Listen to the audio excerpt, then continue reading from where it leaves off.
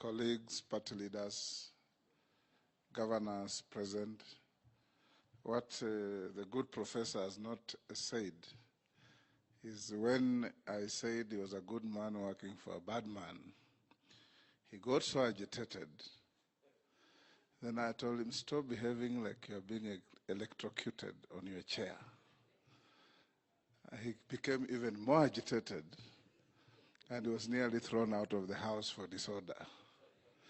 But it has come to pass, and now him and I are associated with and working with a good man. We start this afternoon to welcome our UDM brothers and sisters to a coalition of the free, a coalition with space, and a coalition where freedom of expression is sacrosanct. We formed this coalition because this country needed one. This country has gone through what my good old friend and classmate, Speaker Muturi, calls slave owner mentality. That people are actually owned by people, and their thinking is in a closet locked by people. You'll enjoy the freedom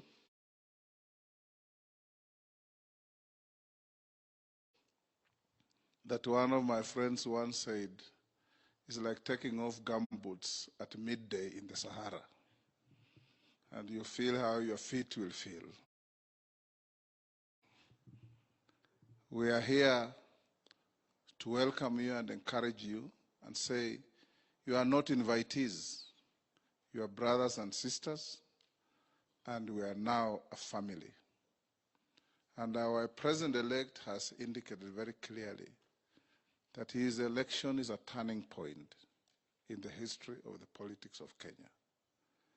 His election has actually shattered a devastating blow to politics of ethnicity and sectarian politics. Politics where people think that what they say becomes the law, and what they don't like becomes unlawful. Today, Kenyans are having a sigh of relief. You walk out there and you see everybody is exhibiting very rare happiness, even in their economic difficulties. And there comes, Your Excellency, the Shakespearean saying that uneasy is the head that wears the crown. The crown is now on your head, and you have to carry and solve the problems of Kenyans. We're going to work together as a team. This is the first time in the history of Kenya that a person seeking to be the president of Kenya went to every corner of the country and asked people, if you elect me, what do you want me to do for you?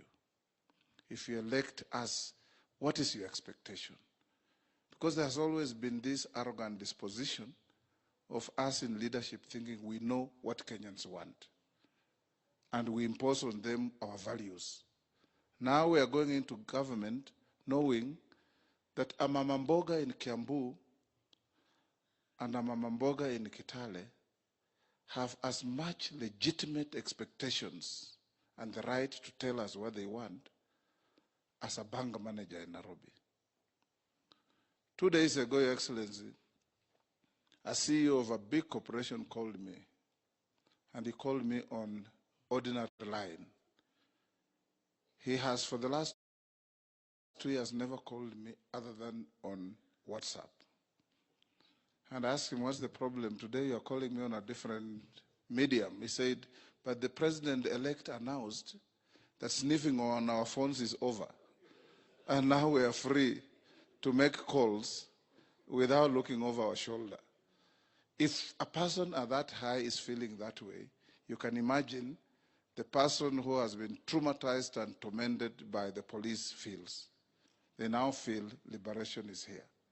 So, Your Excellency, as we move on to end, we want to encourage ourselves that we should not rest on the laurels of our victory, that we must, in fact, pay more attention to everything that we were told, and this big house called Kenya Kwanza will continue growing.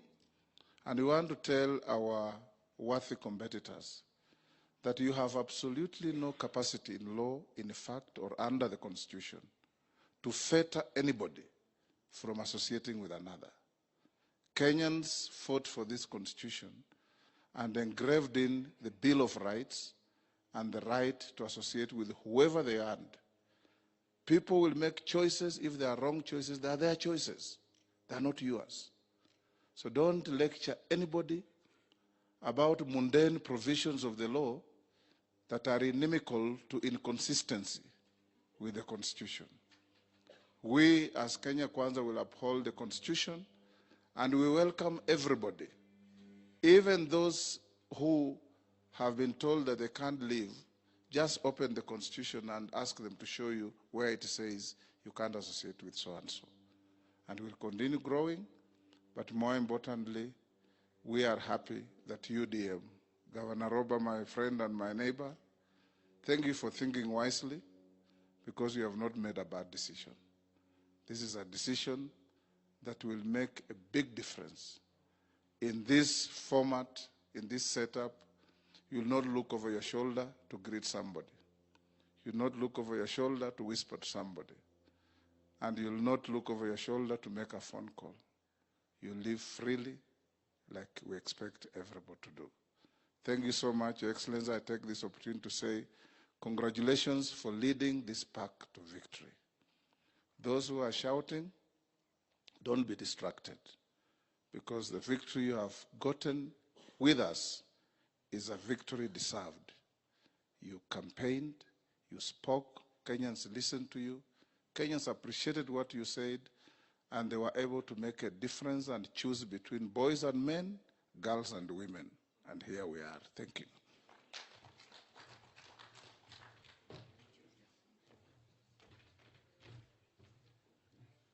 Thank you. As we approach the end, the small matter of the mathematics that was started by the SG of UDA will be completed by none other than one of our key leaders of our coalition, one of the founding leaders who put this coalition together, and under our coalition agreement, which is a public document, he is the prime cabinet secretary designate in that coalition, the leader of ANC,